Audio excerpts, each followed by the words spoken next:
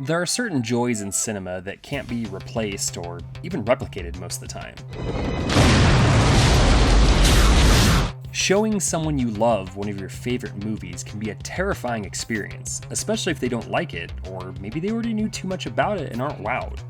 This experience builds even more if the movie has that one scene or that one twist that you know is coming, but you hope your viewing partner is blissfully unaware. Oh my god! For me, it's showing The Usual Suspects to someone who somehow doesn't know the secret of Kaiser Sose. My guess is you'll never hear from him again. Or watching the tense body of a loved one jump out of their seat when RJ McCready tells us that Gary's gonna be the thing, only for someone else's blood to jump away from the hot needle. We'll do you last. As fun as being the source of someone else's thrill and living vicariously through them is, experiencing a shocking turn in a movie by yourself that was spoiler-free is an exhilaration like no other, and it's mostly a lost art. Dinner is served.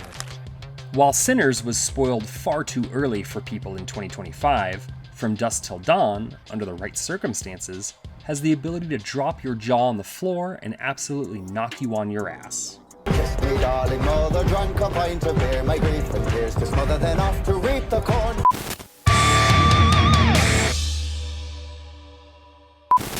Growing up in the 90s, the first thing many of us would see is stuff that landed on cable from previous decades, or things that our family and friends would want to show us. What you are fucking doing, what you are doing is not how it's done. Do you understand that?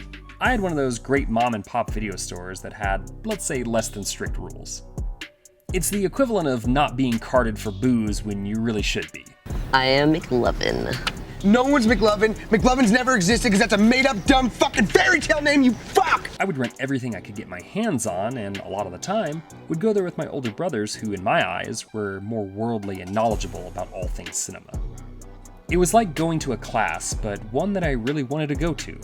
I'd been shown Reservoir Dogs and its violent, sweary glory, which gave me an interest in Tarantino movies.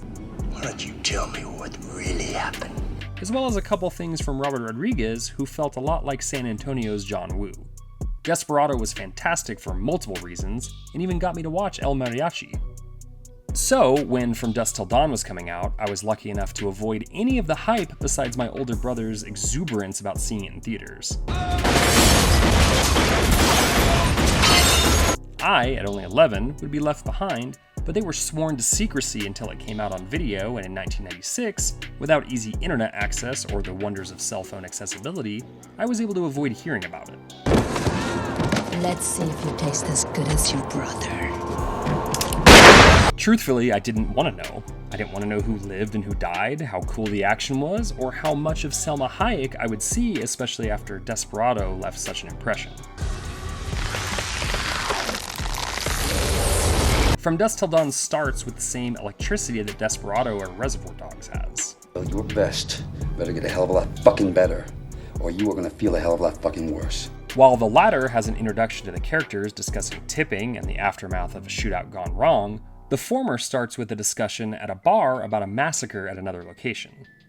Considering the movie is written and directed by the two men that made those films, it's no surprise that Dawn starts quietly in a gas station with a cop and a clerk having a nice conversation. 4 minutes in, we're introduced to two criminals played by George Clooney and Quentin Tarantino himself. I don't want to do it, but I will turn this place into the fucking Wild Bunch. They are the Gecko brothers and are hiding out after escaping authorities with hostages and threaten Sam Peckinpah levels of violence if the clerk doesn't get the cop out immediately. A shootout ensues and the movie begins exactly as you would expect. Quick, witty, and reference-filled dialogue followed by explosive and very unrealistic action.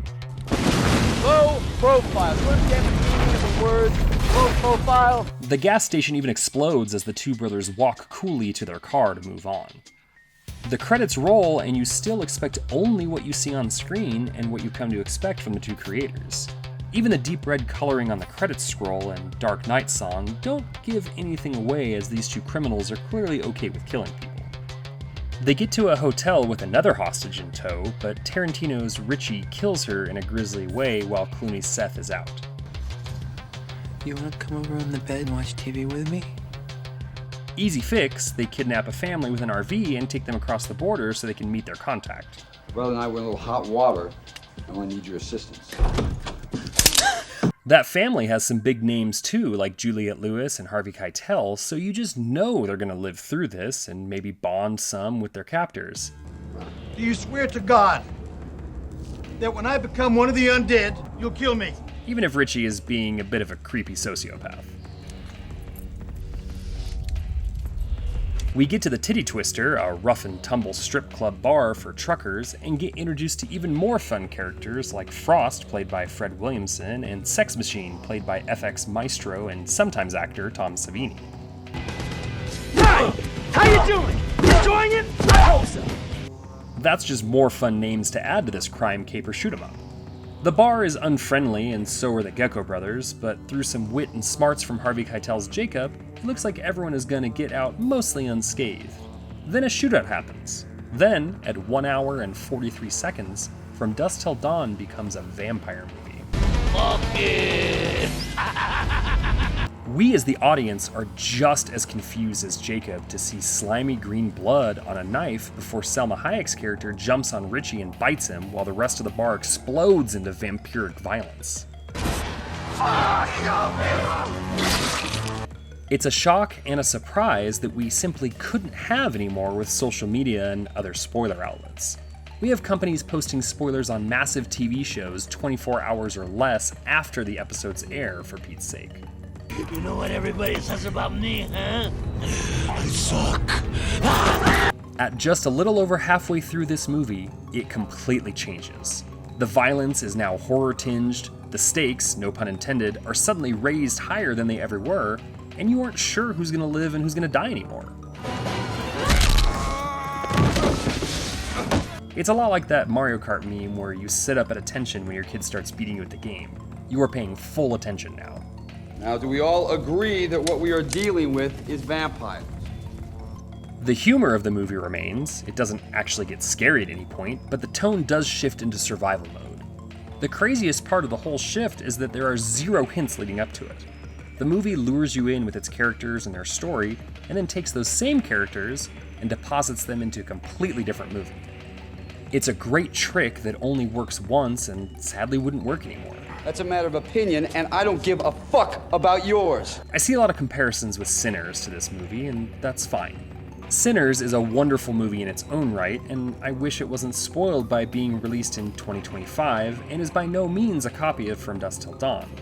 However, even Sinners kinda cues you up for what's about to happen. Welcome to slavery. No thanks.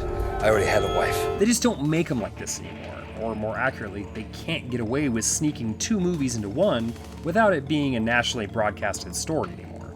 What's funny is that if you do watch the trailer, the twist is spoiled a little over halfway through watching it, just like the movie itself, and really even this video essay. Dad?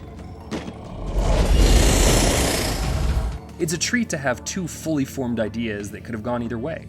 The original gritty crime caper comedy could have gone all the way to its natural conclusion, while keeping its original name, and nobody would bat an eye. It's called a punch.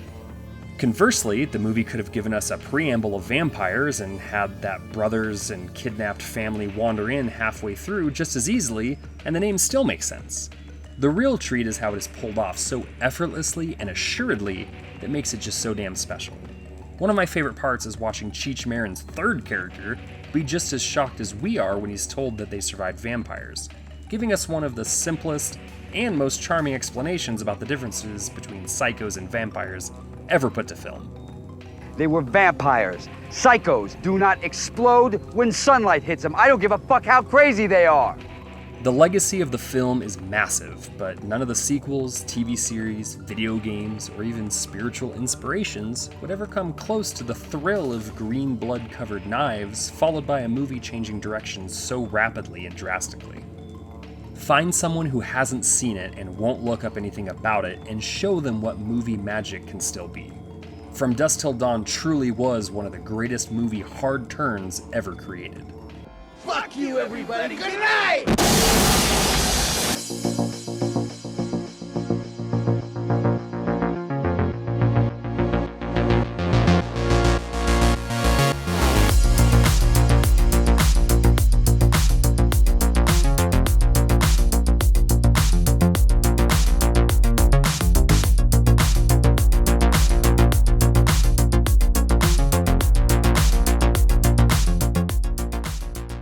Thank you for clicking on our video, everybody. If you like what you saw here, please make sure you like the video and subscribe and share with your friends who like this sort of content. JoBlo was created by movie fans for movie fans, and we appreciate your support.